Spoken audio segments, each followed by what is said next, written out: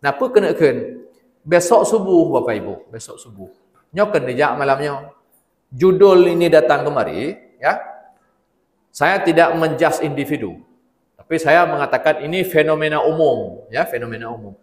Kebanyakan orang datang bertarawih itu bukan untuk sembahyang Isya. Bukan. Mereka datang bukan untuk sembahyang jamaah Isya. Cuman kebetulan saja karena tarawih dilaksanakan selepas Isya, ya, maka Isya itu menjadi terikut dalam tarawih sehingga mereka pun datang di waktu Isya. Saya menduganya seperti itu, ya. Jadi urangnya gejak sembahyang Isya ini sebenarnya enggak disengaja. Sengajanya itu sembahyang tarawih, itu yang sengaja. Jadi dari rumah tu pakat dia ajak suaminya, dia ajak istrinya, ajak sembahyang tarawih. Itu dia, ya.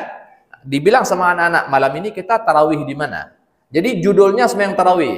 Cuman karena di banyak masjid tarawih ini dipaketkan dengan Isya dia. Misalnya nggak ada orang yang buat tarawih jam 10 malam nanti, misalnya nggak ada. Jadi begitu selesai Isya, langsung tarawih. Namanya hidih gampung ngomong, Isya, tunat-tunat Isya, kan langsung tarawih itu.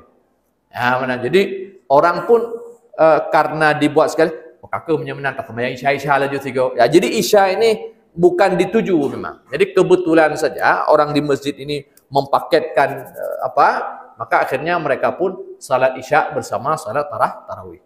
Jadi ini yang terbaca oleh saya pada perilaku kebanyakan orang. Jadi mereka datang cari salat tarawih. Maka mereka pun kumpul di waktu Isya. Tapi tujuannya bukan Isya, tujuannya tarawih. Makanya subuh itu nggak ada orang. Karena nggak ada tarawih.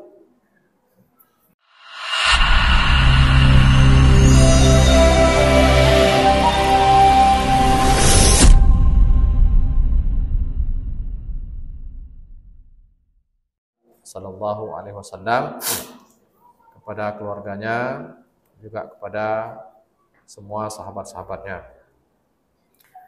Bapak Ibu yang dirahmati Allah, pertama sekali saya ingin mengingatkan kita semua dengan satu hadis Nabi, di mana Nabi bersabda, "Man shalla ma'al imam hatta yansarifa kutiba lahu qiyamul lailah," atau kama qala sallallahu alaihi wasallam. Jadi di hadis tersebut Nabi mengatakan siapa yang salat berjamaah, ya, bersama imam. Jadi berjamaah di sini maksudnya sembahyang malam seperti ini, ya. Jadi hadis ini oleh banyak para ulama itu disampaikan dalam penjelasan mereka tentang adab salat berjamaah qiyamul lail ataupun tarawih, ya, di bulan Ramadan. Nah, jadi di hadis itu Nabi mengatakan siapa yang sembahyang bersama imam, ya, sampai imam selesai. Jadi sampai imam selesai, ya, terserah nanti imamnya berapa rakaat. Intinya sampai imam selesai, sampai dia menyelesaikan salat witirnya. Maka Nabi mengatakan kutiba lahu qiyamul lailah, maka dituliskan pahala kepadanya seperti sembahyang sepanjang malam. Nah, kira-kira makna sederhananya demikian. Nah, Bapak Ibu yang berbahagia, kenapa perlu hadis ini kita sampaikan? Nah, karena memang hari ini, ya, selama ini paling tidak ya di seputaran kota Indonesia, saya kira di Aceh dan di banyak tempat mirip-mirip lah, ya. Nah, di mana sebahagian orang yang datang pergi bertarawih itu mereka tidak menyelesaikan tarawihnya itu bersama imam. Jadi tidak sedikit di antara mereka itu yang memotong sembahyang itu sebelum imam selesai. Apakah imam yang salat 20 atau imam yang salat 8? Jadi sama-sama makmum ini dia menyelesaikan terlebih dahulu sebelum imamnya selesai. Dan tentu dengan beragam alasan dan setiap orang punya alasan masing-masing, ya. Jadi di masjid-masjid yang ataupun di tempat-tempat yang melaksanakan salat 20 misalnya. Nah, itu kebiasaannya kita temukan di rakaat yang ke-8, selesai rakaat 8 itu makmumnya mungkin lebih daripada separuh itu meninggalkan imamnya. Nah, sehingga nanti imamnya tinggal hanya dengan beberapa saf saja. Jadi lebih separuh itu biasanya meninggalkan imam pada ketika imam menyelesaikan rakaat yang ke-8. Nah, atau misalnya di yang 8 juga meninggalkan imam, ya. Di masjid yang melaksanakan 8 atau di Menasah misalnya melaksanakan 8, itu biasanya mereka potongnya mungkin tidak di rakaat karena jumlah rakaatnya sedikit, tapi mereka potongnya nanti di witir. Jadi giliran nanti imamnya mau berwitir, itu jamaahnya ada yang meninggalkan imamnya. Nah, dengan alasan ya macam-macam. Jadi ada orang mengatakan saya nanti witir di rumah sendiri, ya. Saya rencana nanti malam pulang ke rumah sembahyang lagi. Jadi biar sekalian aja nanti di akhir malam witir. Macam-macam lah, ya. Intinya semua punya alasan yang pada akhirnya orang yang beralasan ini dia keluar dari jamaah sebelum imam menyelesaikan sembahyangnya. Nah, Bapak Ibu yang berbahagia, nah hadis ini tentu kita sampaikan bagi orang-orang yang berkepentingan dengan pahala tentunya, ya. Kalau orang tidak berkepentingan dengan pahala, mungkin hadis ini tidak penting.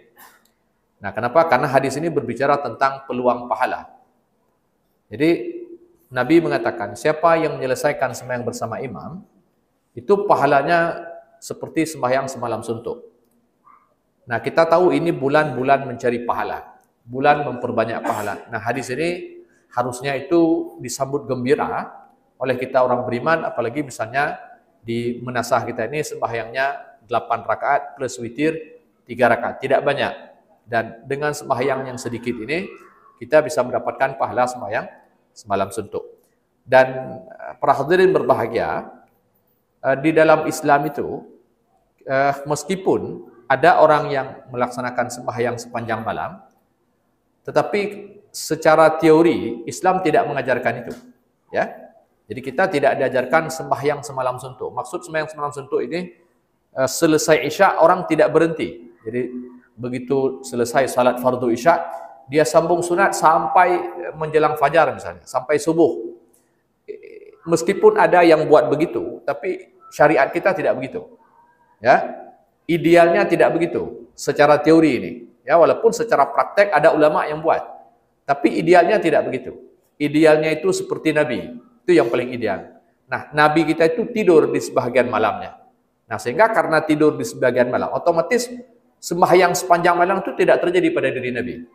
Nah, dan ini praktek yang ideal, konsep yang ideal ini. Ya, makanya kita katakan secara teori, tidak ada sembahyang sepanjang malam itu. Tidak ada orang yang mulai daripada terbenam matahari, sembahyang maghrib, lalu kemudian dia tidak berhenti sembahyang sunat sampai ketemu Isya, lalu kemudian dia bangun sembahyang Isya, dia sembahyang sunat sampai subuh. Itu tidak ada.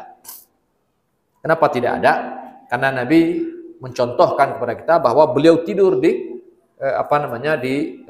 awal malam, ya. Jadi di sepertiga yang pertama malam. Jadi nanti beliau bangun di sekitar tengah malam, ya. Sekitar jam 12 beliau bangun. Nah, disitulah Nabi nanti setelah merasa cukup istirahat tadi, baru kemudian beliau melanjutkan sembahyang malamnya.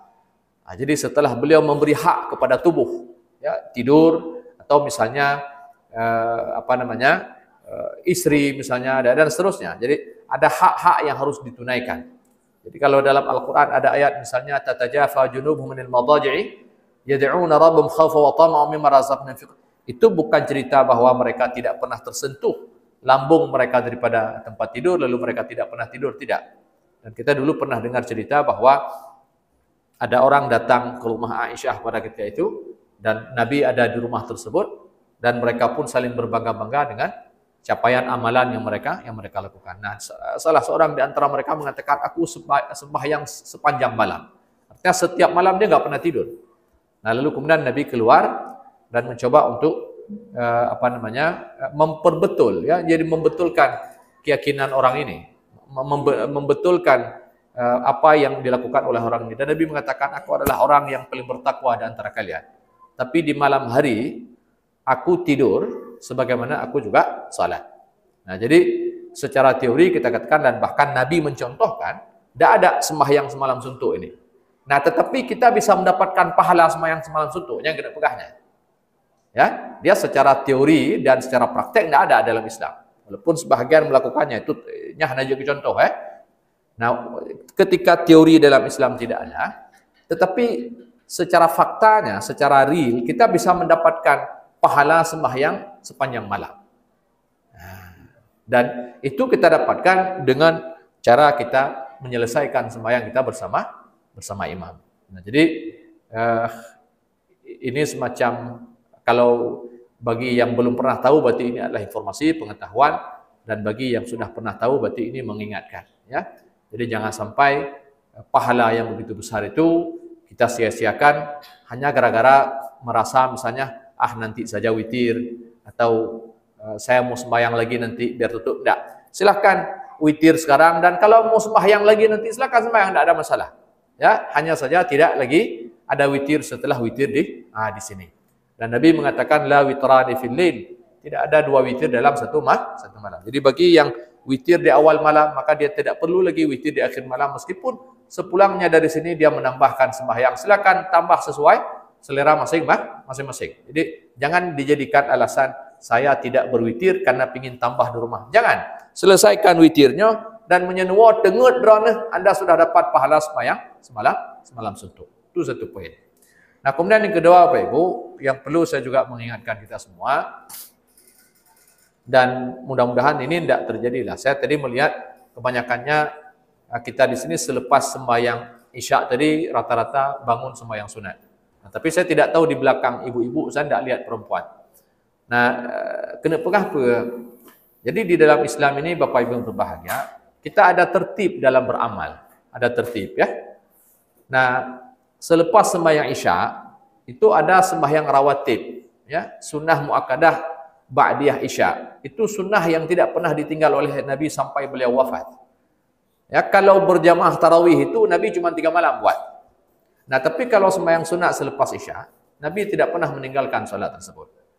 Nah, jadi, dan ini tertib, ya, dan ini tertib, dan ini contoh yang dicontohkan oleh Rasulullah SAW. Dan ini yang pertama dia rawatib, kemudian yang kedua dia muakkadah. Muakkadah ini artinya dikuatkan, ditekankan, sesuatu yang diberatkan di dalam Islam. Nah, maka sangat tidak pantas Bapak Ibu berbahagia, dan itu mencirikan bahwa kita ini orang yang tidak paham agama, ya. Ketika berburu sembahyang tarawih berjamaah, nah tetapi kita mengabaikan sembahyang sunat selepas Isya. Dan ini tidak dilakukan kecuali memang orang yang pemahaman keagamanya dangkal. Jadi begitu kita tidak sembahyang Isya, tetapi sembahyang tarawih setelahnya, orang yang paham dengan mudah menebak ini orang bodoh ini. Nah, ini orang bangai, dia ada yak buat betul. Ini orang tidak ngerti agama ini. Ini orang tidak pernah belajar tentang salat, ya, sunat-sunat salat ataupun salat-salat sunatnya hanya nampu betul. Dia anggap orang bodoh.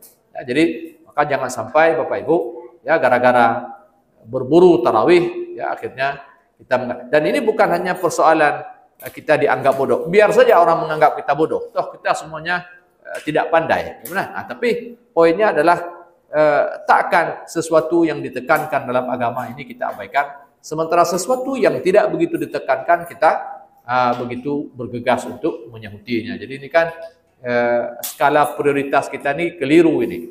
Jadi kita tidak berimbang di sini Bapak Ibu yang berbahagia. Jadi kita harusnya tahu menempatkan mana yang penting, mana yang kurang penting, gitu kan? Mana yang harus didahulukan, mana yang boleh ditakhirkan atau diundurkan.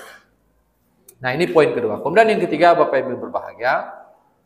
Nah, kita hari ini, dan ini masih terkait dengan yang kedua barusan. Ini soal aulawiyat, ya, ataupun kita sering mendengar dengan skala prioritas. Jadi Islam ini mengenal namanya fiqhu al-aulawiyat. Jadi ada fikih prioritas.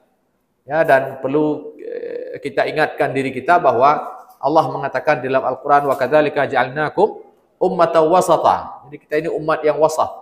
Umat yang wasat ini artinya ummah yang adil, ummah yang proporsional, ummah yang seimbang. Ya, seimbang dalam segala hal. Nah, termasuk juga seimbang dalam melaksanakan perbuatan ibadah ini, ibadah fardu dan sunatnya. Jadi harus seimbang. Nah, harus adil di sini, ya. Jadi tahu menempatkan mana wajib, mana yang sunat. Itu dengannya ummah yang wasat, ummah yang moderat. Nah, apa kenakan besok subuh Bapak Ibu, besok subuh.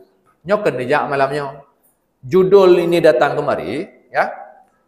Saya tidak menjudge individu, tapi saya mengatakan ini fenomena umum, ya, fenomena umum. Kebanyakan orang datang bertarawih itu bukan untuk sembahyang Isya. Bukan. mereka datang bukan untuk sembahyang jamaah Isya. Cuman kebetulan saja karena tarawih dilaksanakan selepas Isya, ya, maka Isya itu menjadi terikut dalam tarawih sehingga mereka pun datang di waktu Isya.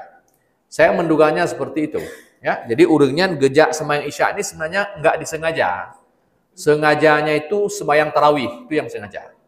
Jadi dari rumah pakat dia ajak suaminya, dia ajak istrinya, ajak sembahyang tarawih. Itu dia, ya. Dibilang sama anak-anak, malam ini kita tarawih di mana? Jadi judulnya sembahyang tarawih. Cuman karena di banyak masjid, tarawih ini dipaketkan dengan Isya dia. Misalnya nggak ada orang yang buat tarawih jam 10 malam nanti, misalnya nggak ada. Jadi begitu selesai Isya, langsung tarawih. Namanya hidih kampung ngomong, Isya, tunai Isya, kan langsung tarawih itu. Ya, mana? Jadi orang pun karena dibuat sekali, kakak punya menang, tak sembahyang Isya laju tiga. Ya, jadi Isya ini bukan dituju memang. Jadi kebetulan saja orang di masjid ini mempaketkan maka akhirnya mereka pun salat Isya bersama salat tarawih. Jadi ini yang terbaca oleh saya pada perilaku kebanyakan orang. Jadi mereka datang cari salat tarawih. Maka mereka pun kumpul di waktu Isya. Tapi tujuannya bukan Isya, tujuannya tarawih. Makanya subuh itu nggak ada orang. Karena nggak ada tarawih. Paham dulu deh? Paham ya? Sekiranya kita buat tarawihnya di waktu subuh, baru ramai itu, boh. Ikut tu, honejak ya sembahyang tarawih. Subuh pun orang pergi sembahyang tarawih. Kalau sekiranya ada tarawih di subuh. Sekiranya jadwal tarawih itu misalnya bisa dibuat suka-suka, misalnya kan? Misalnya jadwal tarawih itu 24 jam. Misalnya Nabi serahkan kepada kita, suka-suka kalian mau sembahyang tarawih siang boleh, mau tarawih malam boleh, mau tarawih jam 10 boleh, suka-suka lah. Akhirnya kita nanti lihat di Panggoi sini tarawihnya subuh misalnya. Di Panggoi bawah tarawihnya Isya. Ya kan? Nah, nanti ada orang datang subuh, mau kemana? Mau tarawih. Akhirnya gara-gara tarawih ikutlah sembahyang subuh. Padahal subuhnya bukan tujuan, tujuannya sembahyang kebetulan tarawih dipaketkan dengan subuh. Kakek sembahyang subuh. Tujuannya tarawih. Nah, sama juga kayak sekarang ini. Ini Isya ini bukan dituju ini. Kebetulan saja karena dipaketkan dengan Isya, akhirnya kakek mutabah Isya sembahyang. Kakek sembahyang Isya, tujuan sembahyang tarawih. Makanya tidak perlu heran, banyak orang itu selesai sembahyang Isya, dia nggak bangun sembahyang sunat. Pebeduknya dah tarawih. Karena memang dari rumah pergi cari tarawih, maunya begitu datang ke musala, datang ke masjid atau ke mana, langsung tarawih imamnya nggak perlu sembahyang Isya, pinginnya tidak juga benar. Ya, karena tujuannya tarawih. Nah, kenapa saya katakan begitu, Bapak Ibu yang berbahagia? Karena ini lagi-lagi ini perilaku kebanyakan orang dan ini perilaku ciri orang yang tidak berilmu. Ya? Tarawih ini perbuatan sunat dan pahalanya tidak seberapa sebenarnya jika dibandingkan dengan pahala sembahyang jamaah subuh, Bapak Ibu yang berbahagia. Dan jamaah subuh itu kan cuma 2 rakaat. Tapi cobalah lihat ini, yang 2 rakaat ini sedikit orang yang datang. Tapi untuk yang tarawih, bahkan sebahagian masjid itu banyak, bukan sebahagian. Sebahagian besar masjid bahkan melakukannya sampai 23 rakaat. Dan 23 rakaat itu dikerjakan di waktu malam seperti ini. Di mana posisi kekuatan dan energi kita ini sudah tinggal sedikit lagi. Nyo kan mata kabeh laye dong. Nyo tinggal pet ketika itu. Tapi dalam keadaan energi kita tinggal sedikit lagi, kita paksa-paksakan diri ini untuk sembahyang malam ini. Ya, dalam keadaan kita lelah seharian bekerja, kita sempat-sempatnya untuk sembahyang sampai sekian rakaat. Tapi menjadi aneh, setelah kita tertidur pulas di malam hari sampai 5-6 jam, untuk sembahyang subuh yang 2 rakaat, butuh energinya tidak banyak, tidak sebanyak sembahyang malam ini. Dan energi kita sedang full. Hana tahu ya? Tidak ada orang yang pergi. Jumlah yang hadir di sembahyang subuh itu lebih sedikit dibandingkan dengan jumlah orang yang pergi sembahyang tarawih. Padahal pahalanya, jangankan sembahyang subuhnya, sembahyang sunat subuh saja, kata Nabi apa? Khairum minad dunya wa ma fiha. Sekarang coba cari satu hadis tentang pahala sembahyang tarawih. Ya? Cina minta sebuah hadis tentang pahala sembahyang tarawih. Melainkan di sana hanya satu ayat Al-Quran yang Allah sebutkan, wa minal laili fatahajjad bihi nafilatan laka asa ayyab'atsaka rabbuka maqaman mahmuda. Kita tidak menemukan pahala secara detail, ya, melainkan di sana ada hadis-hadis yang dikarang oleh ulama Syiah, ya, tentang fadilah setiap malam sembahyang tarawih. Nah, tapi untuk sembahyang sunat subuh, Nabi mengatakan apa? Khairu minad dunya wa ma fiha. Yang sembahyang sunat je. Sembahyang subuhnya, jamaah sembahyang subuh kata Nabi apa? Kalau sekiranya orang munafik itu tahu pahala yang Allah sediakan dalam sembahyang subuh, dalam jamaah salat subuh, la atauha walau kana habwa. Nah, ini ungkapan yang menunjukkan bahawa pahalanya sangat besar. Ini ungkapan ini. Dan Nabi tidak pernah mengatakan tentang sembahyang malam seperti itu, hatta di bulan Ramadan. Tapi untuk sembahyang subuh itu Nabi mengatakan mereka akan mendatanginya meskipun merangkak.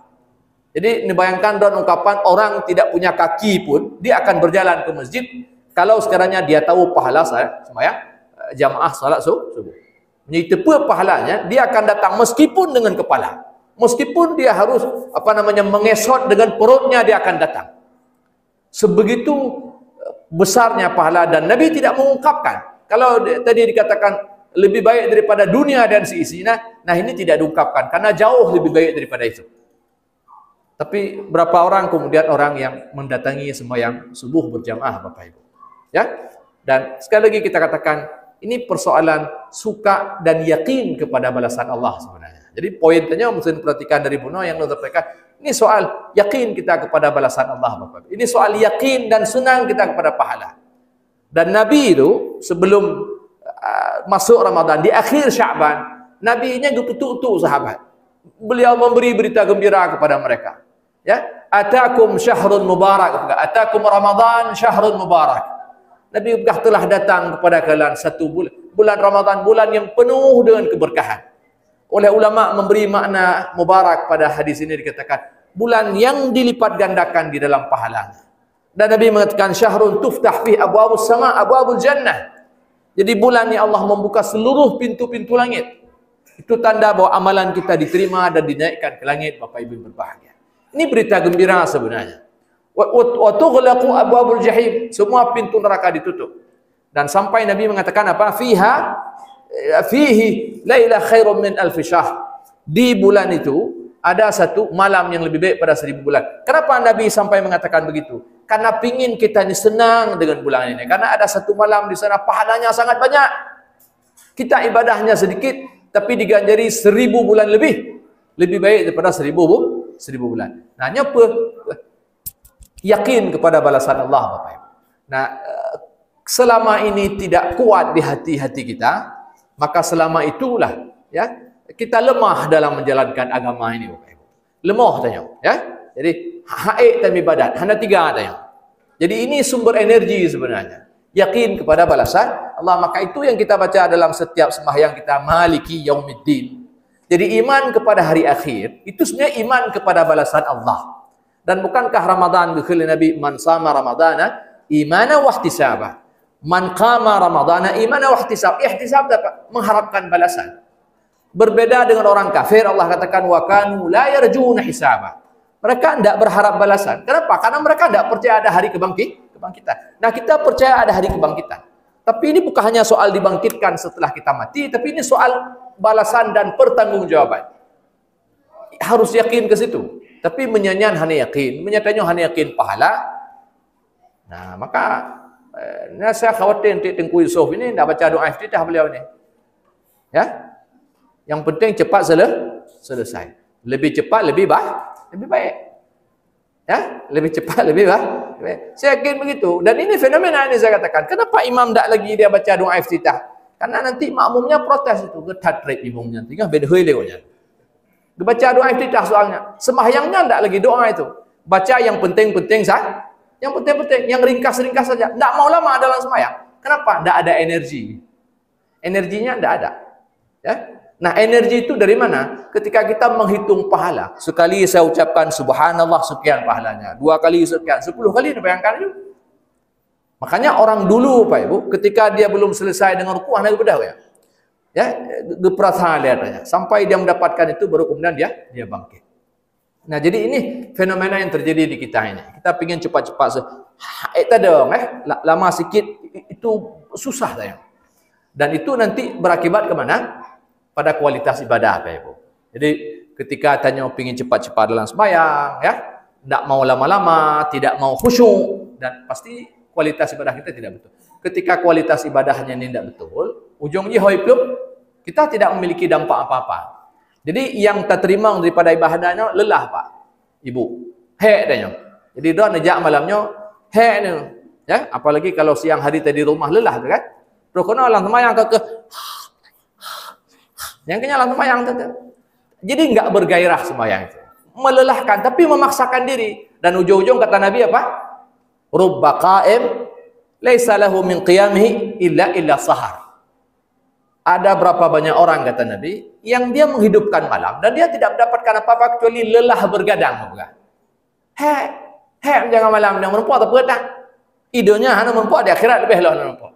Wa rubba sha'im kata Nabi laisa lahu min samil al-ju'. Dan berapa banyak orang puasa enggak dapat apa-apa kecuali lapar saja. Tenda yang kaya merempuak. Merempuak baju baru tengok raya tu. Muraga merempuak jakrung sikit kasih dia. Yang kenyang tujuan Ramadan kan. Merempuak baju apa? Merempuak baju baru. Jadi saya kira ini harus dirubah para hadirin berbahagia. Jadi tujuan kita adalah mendapatkan dan mencari pahala. Ya, mudah-mudahan Allah memberi kekuatan iman itu kepada kita dan kita yakin bahwa di sini ada itu. Ya, tinggal bagaimana kita mencoba mengeksplor itu ya. Kita pelihara dengan God dan kita tidak tahu kapan akan bertemu dengan Allah Subhanahu wa taala dan kita tidak butuh yang lain ketika kita bertemu dengan Allah kecuali pahala ya, kebaikan yang kita kerjakan di dunia. Saya kira demikian. Tengok berempat dalam insyaallah mina panjang umur. Mudah-mudahan najad waktu apa? Mudah-mudahan lebih panjang umur oleh Allah, penjagaan tengok bunga. Mudah-mudahan terus kena dalam insyaallah. Tengok ada pegah abang panjang lah. Kaji ono subhanakallahumma bihamdika asyhadu an la ilaha illa anta astaghfiruka wa atubu ilaik. Assalamualaikum warahmatullahi wabarakatuh.